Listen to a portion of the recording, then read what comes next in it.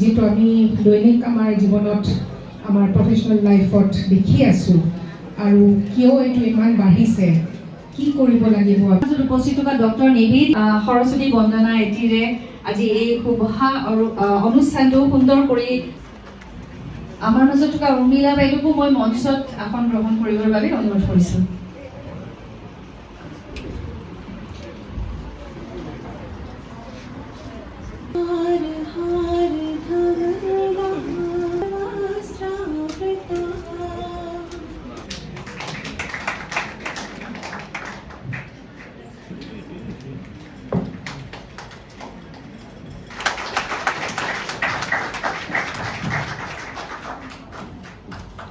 ধন্যবাদ।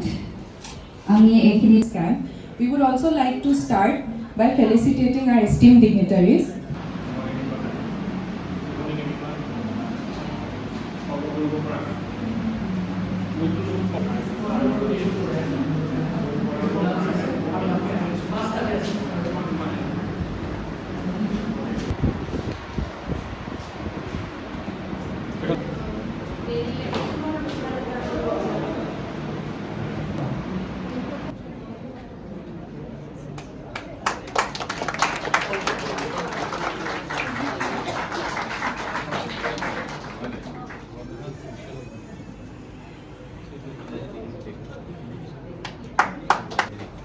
পৰিয়ালৰ তৰফৰ পৰা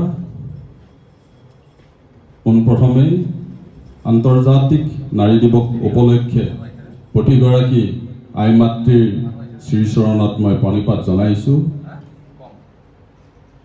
মই প্ৰতিগৰাকী আই মাতৃক, প্ৰতিগৰাকী নাৰীক, প্ৰতিগৰাকী সজাগতা শিবিৰ আৰু স্বাস্থ্য শিবিৰ আৰম্ভ কৰিছে। এইটো এটা সঁচাকৈ উল্লেখনীয় আৰু প্ৰশংসনীয় পদক্ষেপ বুলি মোৰ মতে ভাৱ হৈছে আৰু মই এই অনুষ্ঠানটোত যোগদান কৰিব পাই নিশ্চয় আনন্দিত হৈছোঁ তথা যথেষ্ট সন্মান অনুভৱ কৰিছোঁ।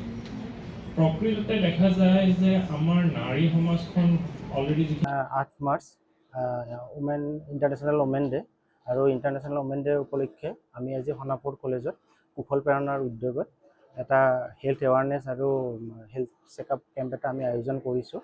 বিশেষকৈ আজি যিহেতু আন্তৰ্জাতিক নাৰী দিৱস আৰু নাৰী দিৱস উপলক্ষে নাৰীৰ স্বাস্থ্যৰ সজাগতা প্ৰতি লক্ষ্য ৰাখি আমি আজি ইয়াতে বিশেষকৈ ব্ৰেষ্ট কেঞ্চাৰ এৱাৰনেছ কেম্প হিচাপে আমি এইটো অৰ্গেনাইজেশ্যন কৰিছোঁ। কুশল প্ৰেৰণাটো আমাৰ এটা বেচৰকাৰী অনুষ্ঠান আৰু আমি বিশেষকৈ সমাজৰ বিভিন্ন দিশত আমি আমাৰ কাম আগবঢ়াই নিছোঁ। তাৰ ভিতৰত স্বাস্থ্য সজাগতাৰ ওপৰতো আমি বহুত কাম কৰি আছোঁ, কিছুমান কাম কৰি আছোঁ।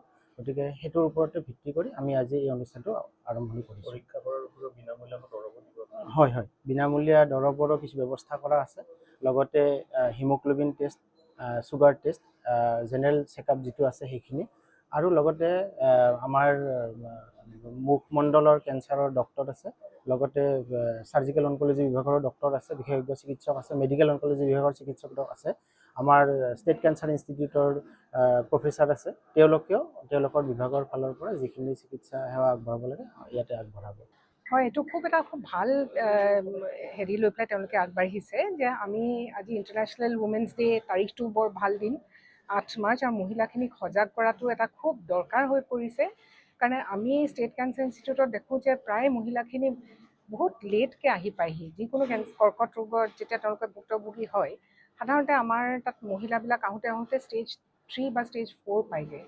তো আজি এই শিবিৰটো যিটো পতা হৈছে, এইটোত মই ভাবোঁ যে এই মেছেজ এটা যায় প্ৰতিগৰাকী মহিলালে যে আপোনালোকে নিজৰ স্বাস্থ্যটো অৱহেলা নকৰিব।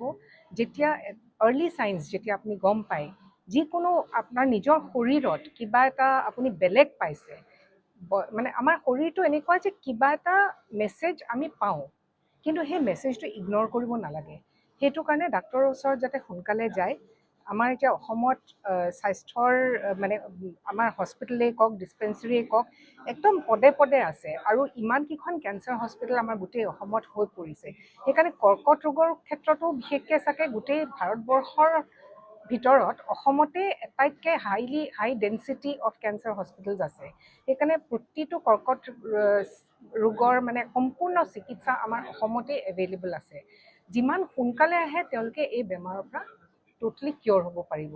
আৰু সোণাপুৰ কলেজ আৰু কুশল প্ৰেৰণা যিটো অনুষ্ঠান তেওঁলোকে মিলি পেলাই যিটো এইটো আগবঢ়াইছে, মই ভাবোঁ যে এইটো অতিয়ে দৰকাৰ। বিশেষকৈ আমাৰ অসমত এই মেছেজটো যাব লাগে গাঁৱে গাঁৱে, ঘৰে ঘৰে, প্ৰতিগৰাকী মহিলাই নিজৰ ঘৰৰ স্বাস্থ্যটো মহিলাগৰাকীৰ ওপৰতেই ডিপেণ্ড কৰে। আমি ইমান কথা কওঁ যে মহিলাই আগুৱাই গৈছে, কিন্তু সেই সঁচা কথাটো আগুৱাই গৈছে হয়, কিন্তু সেইটো খুব কম পাৰ্চেণ্টেজ। এতিয়াও আমি প্ৰতিজনী মহিলাই মানে অলপ সংকোচ কৰে, লাজ কৰে, পৰিয়ালটোক আগত চাই নিজক পিছত ৰাখে। আৰু মই নিজে এগৰাকী মহিলা হৈ পেলাই মই এটাই মেছেজ দিব খোজোঁ, প্ৰথমতে নিজৰ স্বাস্থ্য ঠিক কৰিবা। নিজৰ স্বাস্থ্য ঠিক কৰিলে অট'মেটিকলি পৰিয়ালৰ স্বাস্থ্যটো কেয়াৰ ল'ব পাৰিবা। সেইটোৱে। হয় হয় হয় আজি এটা বিশেষ কাৰ্যসূচীৰে আমি ইয়াত সোণাপুৰ কলেজত আজি আন্তৰ্জাতিক মহিলা দিৱস আজি আমি পালন কৰিলোঁ। আজি আমাৰ মাজত আচলতে আহি উপস্থিত হৈছে কুশল প্ৰেৰণা নামৰ এটা স্বেচ্ছাসেৱী সংগঠন। আৰু এই স্বেচ্ছাসেৱী সংগঠনটোত মূলতঃ গুৱাহাটী চিকিৎসা মহাবিদ্যালয়ৰ যি ষ্টেট কেঞ্চাৰ ইনষ্টিটিউট, ৰাজ্যিক কৰ্কট প্ৰতিষ্ঠান, হয়, ৰাজ্যিক কৰ্কট প্ৰতিষ্ঠানৰ চিকিৎসকসকল আহিছে, শল্য চিকিৎসকসকল আহিছে, ভেষজ চিকিৎসকসকল আহিছে, বিষয়ববীয়াসকল আহিছে কুশল প্ৰেৰণা। আৰু তেখেতসকলে ইয়াত এটা আমি ইয়াত সজাগতা শিবিৰ এটা অনুষ্ঠিত হৈছে, সজাগতা সভা, আৰু লগতে এটা স্বাস্থ্য পৰীক্ষাও হৈছে, বিনামূলীয়া স্বাস্থ্য পৰীক্ষা।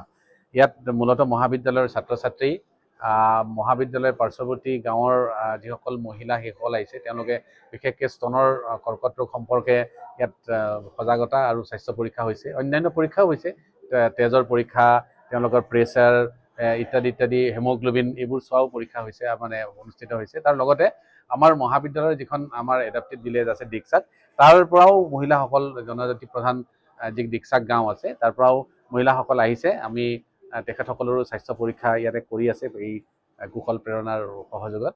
গতিকে মই ভাবিছোঁ আজি খুব ফলপ্ৰসূভাৱে আমি মহাবিদ্যালয়ত যি আন্তৰ্জাতিক নাৰী দিৱস,